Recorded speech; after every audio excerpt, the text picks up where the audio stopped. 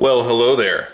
Hello. Wanted to cover rifle light and pressure pad setups. There's a lot of serious stuff going on these last couple weeks, so figured a little easier, lighthearted video for this Sunday. And I don't feel like editing a lot. Some of these other videos, man, I chose some long form topics. Lots of editing. I've done a few videos with lights and lighting techniques and such. So I've fielded some questions on lights, and inherently that's going to lead to light setups, and I've again fielded a lot of questions on what rifle lights do I use, what pressure pads do I use, so on and so forth, and why I do the things I do. Why are you the way that you are? I'm going to start with my worst setup to best setup, kind of, and a few other things. Now first, if you're coming here looking for an O light, go somewhere else.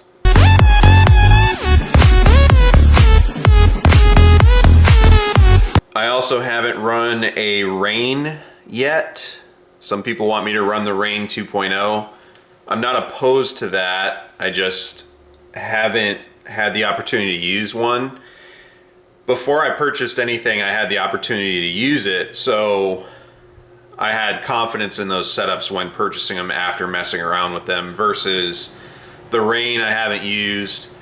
Some other Wheaties I'm gonna piss in. I don't like Streamlight rifle lights. There's some guys that have them that work, and I'm gonna try to be as nice as possible.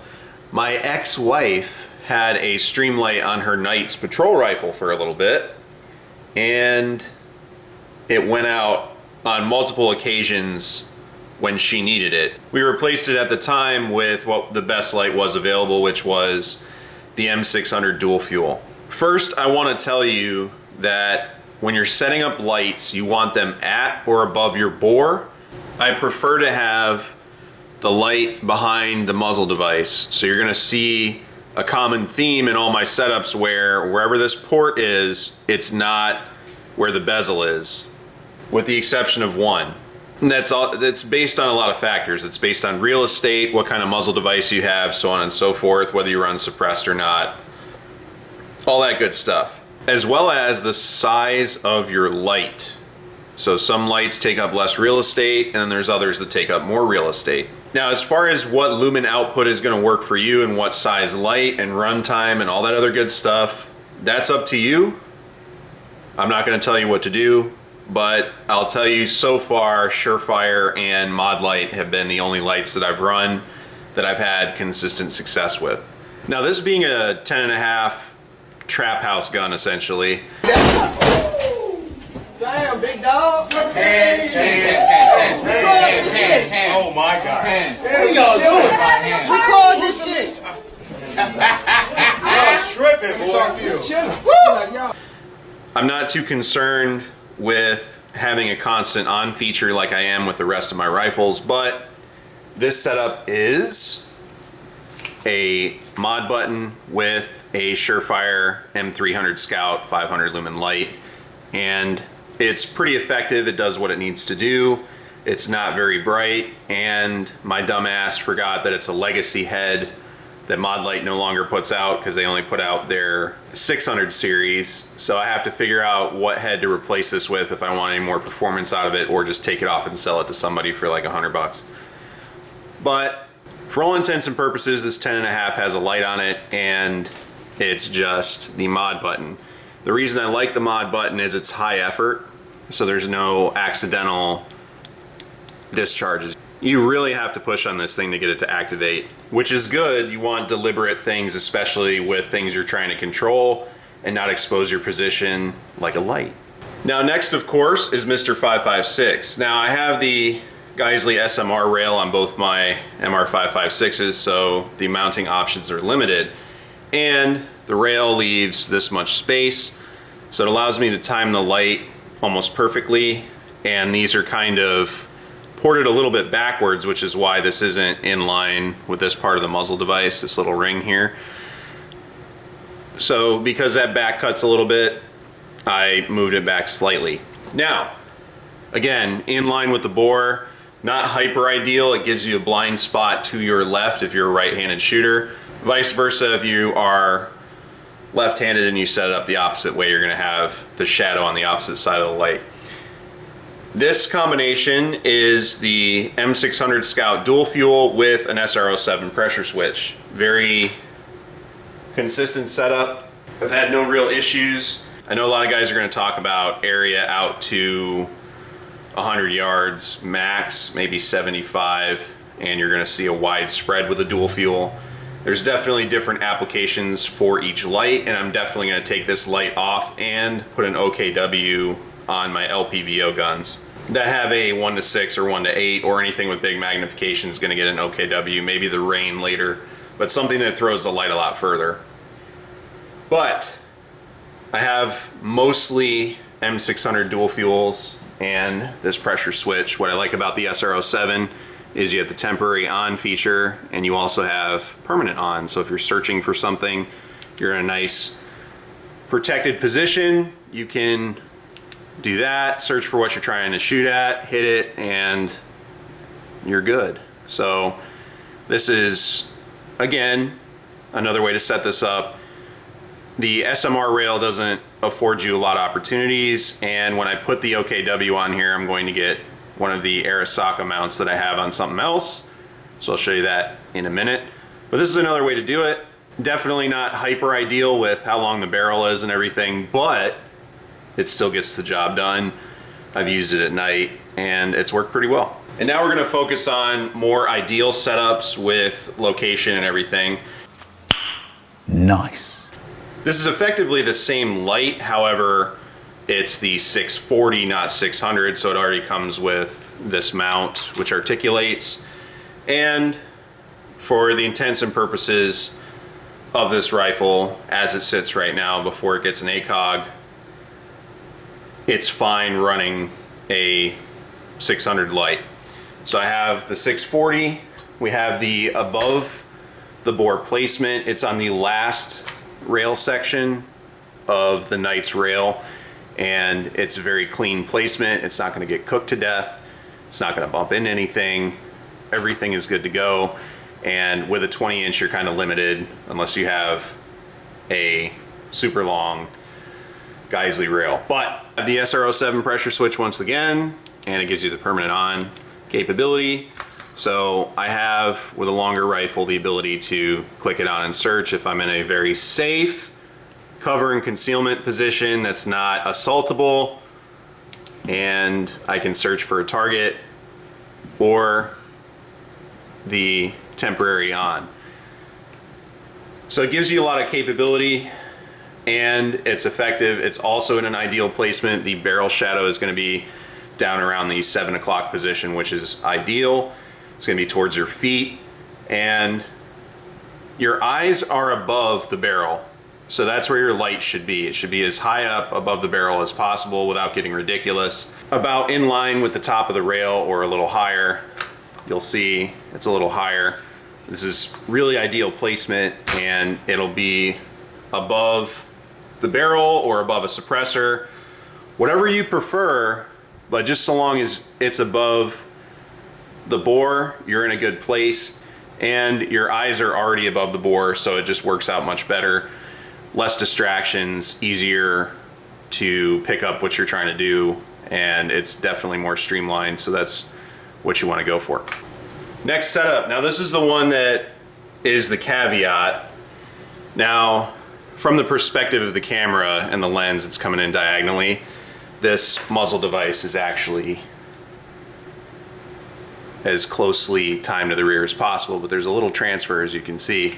So best possible placement as far as my needs, but it is what it is. Now, I know a lot of you are gonna say, you stupid idiot, that's an M-Lock gun, why do you have a 1913 section and an Arisaka mount on your Modlite? Great question. It's gonna change because I need this rail. And same thing with my URGI, I'm gonna do the same thing. But I have a Knight's 1913 section. There's some guys that do this because it's just more solid of a mount than the M-Lock mount. These don't come loose, and Arisaka makes a great product. You can possibly see their little emblem there, but that's the setup. And while it's not as tall as my M16A4 clone. It is in a nice streamlined position while also being above the bore. So the shadow that it casts isn't going to interfere with your vision or anything like that.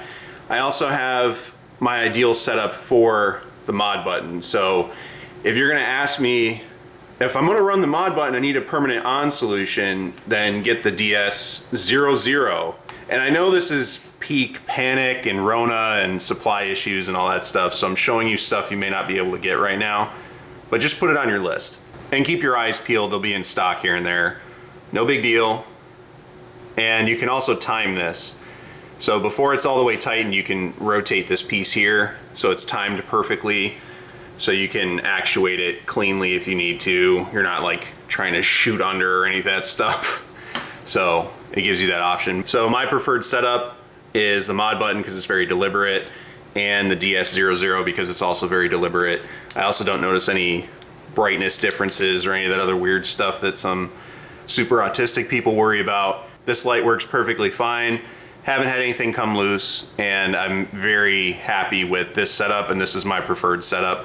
Keeps your rail clear, especially on a short gun where you want to have as much capability as possible but not dominate your rail space. This is definitely the move. On my buddy's URGI, I gave him some things to improve his rifle. He went on deployment, so I bought him some deployment gifts. I gave him this Knight's M-Lock attachment here that I was going to use because he needed a mount, and I bought him a DS00 so he could have the ideal setup. But this right here, super clean, exactly where it's supposed to be.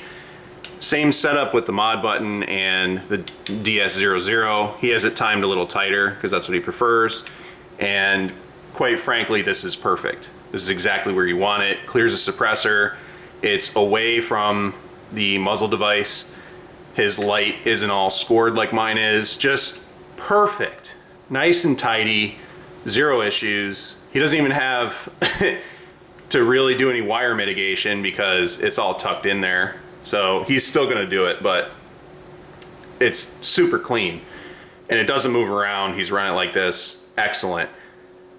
This is ideal. So you have a Modlite PLHV2. You can do it with an OKW and the 18650, obviously. Nice clean DS00 and the Modbutton. Very smart. Last two things I'm going to cover is my night vision setup and what I'm going to do for big glass. Now, I know there's different switches that people prefer, but for my intents and purposes right now, I'm not saying those other setups are bad. Definitely look at the Unity stuff or whatever you want. It's all about your ergonomics, not mine. This works for me, doesn't necessarily have to work for you, whatever. You know what? Nothing. Do you. I don't got time for this. Do you, boo-boo. Do you, boo-boo. I know there's gonna be people in the comments getting butt sad, but it is what it is. Obviously, with a night vision device, your light positioning gets limited. I'm gonna put an OKW on here. I had the dual fuel on here, but I'm gonna put an OKW on here because I'm running a 1:6. That said, this is retained for now because obviously there's no light on this thing. I'm gonna use an M-Lock mount and the DS00 tail cap and just keep it there, because if these wires fail for any reason, I can have activation. Same thing with the DBAL D2. Now, I will say I really like this light laser combination. The switch in the rear, for those that don't know, this pressure pad is the SR07 TAC D TAC IT. So the pressure switch closest to you is going to activate the laser, and the forward button, which has a raised tactile little nipple bump thing there, this is for activation of your light. So you have your white light capability and your night vision capability on different setups on the same pad. It does take up some real estate, so I have it on a 14.5. You can double click it to keep it on, by the way, so don't panic, that wasn't a malfunction. But It's a very clean, slick setup. There's a gate here to keep you from running forward and slipping on it so long as you're not clumsy, and it gives you those capabilities. So you have separate controls, but it's integral to the same piece. And I would also put, since the fire button's here and the light button's there, if this goes down for whatever reason, you got to strip it, you'll have your light capability still. You can pop it, and then you can use this to activate the illuminator or the laser, or both, however you have your dial set at the particular moment. But definitely something I prefer. Guys with a maul, your setup's going to be different. Guys with other things, your setup's going to be different. I have a Steiner D2 because I like it, and it wasn't $1 trillion, so I'm very happy with it. Before people jump in the comments, I don't think the D2 is peak performance. I think it's cost effective and not cheap. So it's the best bang for your buck that's not being poor, if that makes sense. So the D2 works really well. Very happy with the D2. I've looked at it under a PVS 14. My buddy has one. He runs nods all the time. He really likes it. Is it a maul? No. So we're not going to do that in the comments. And again, there's other buttons. There's, running mod buttons for both. There's the Unity stuff. That is out there, but for me, I like how streamlined this is. It's inline. I can still make my adjustments over here, and I can still actuate the buttons if I needed to without running into any issues. So that's what that setup's for. And lastly, you knew I had to get Harambe in here. This is going to be the least complicated setup. I'm getting an Atlas bipod for it. Once I get the bipod situated up here, I'll figure out a hand stop situation or just push my hand into the bipod and load it that way. But with a large objective, we're talking 40 to 50 to 56. I know there's a lot of different ones, all right? So 42, 44, 50, 56. I'm sure there's some stuff I'm missing, but with a large objective, you're gonna see your thumb a lot right here. And if you put the pressure switch on the rail like I've done with every other rifle, you can deal with it with an LPVO, and the second you start dialing up the magnification, it doesn't become a problem. However, the way that these gather light, anything you put in here is going to give you some sort of weird blotch in what you're trying to look at, and it's distracting, it sucks, I hate it, it's terrible. Which is why I'm going to put a hand stop here so I can get my hand out of the way. What I'm going to do is I'm going to put an OKW right here, and it's going to stay below the rail, and it will be just a clicky tail cap so I can actuate it with my thumb while staying out of the visibility of the objective lens. It'll help, it'll be good, everyone will love it, but it'll be the only light that's on the left hand side. So if you're running massive glass, the best thing to do is to try to stay any portion of the sight line of the objective lens. Some of you might have different feelings about that. That's fine. It's your rifle, you do you. But for me, when I'm trying to make a clean, precise shot, I'm resting on bags, I'm worried about loading bipods and making sure my hand placement's perfect and my breath is good and my heartbeat is not seen through the big magnification. The last thing I also want is to be dealing with some sort of visual obstruction with my fat ass hand reaching over the top of it. So you do you. That's my rationale and reason for doing that. Once this is fully set up and the review drops, I will highlight that again and possibly do that through the camera so you can see the difference. But for big glass, that's my preference. Put it over here and just push it with your thumb, with your support hand. And should it become an issue where you have to switch shoulders or your shot or something, you can always reach over and turn it on. But chances are, if that's the case, then you probably don't want to be exposed by a white light anyway. So definitely different options for different setups. And I know things are hard to obtain right now. There's a lot of supply chain issues, and some of the quality of some products has decreased because people are trying to rush stuff out to the market. Fuck. And a lot of the things that I highlighted aren't necessarily available. But that's simply not possible. Why isn't it possible? It's just not. Why not, you stupid bastard? But having a light source on your firearm is crucial for positive identification and ensuring that you don't smoke something you're not trying to shoot. So very important. The setups and the quality of those lights are equally important. I think using reliable quality equipment is my focus. I'm not here to shit on your setups, all right? Some of you are gonna take it personally that I don't run your preferred light. Hey, Fuck you. I just run the lights that I know work and have been reliable for me and accomplish what I'm trying to use them for. There's some brands I won't touch. Olight is one of them. If you like Olight, have fun. I'm not an Olight fan. I don't support them. Same thing with Streamlight. Their pistol lights are okay, but their rifle lights have not been good for me, especially the switches. And they're really stuck on keeping that strobe feature, which I think is also a failure point. And I don't know if that tactic of strobing while moving is effective anymore. I don't know. I don't know how effective it was in the first place. But all that said, these are the light setups that I will be implementing. I'm going to be making some changes to those light setups. I'm probably going to be taking that Arisaka off my 11.5, putting it on the 10.5, and putting a different light on there, and then using the M-lock attachments for the 11.5. Same thing with my URGI, because I need those rails for 5.56 bipods. And yeah, hopefully this answered the questions that I got in the comments, and it went way longer than I wanted it to, so editing's gonna suck. Thanks for watching. Take care out there.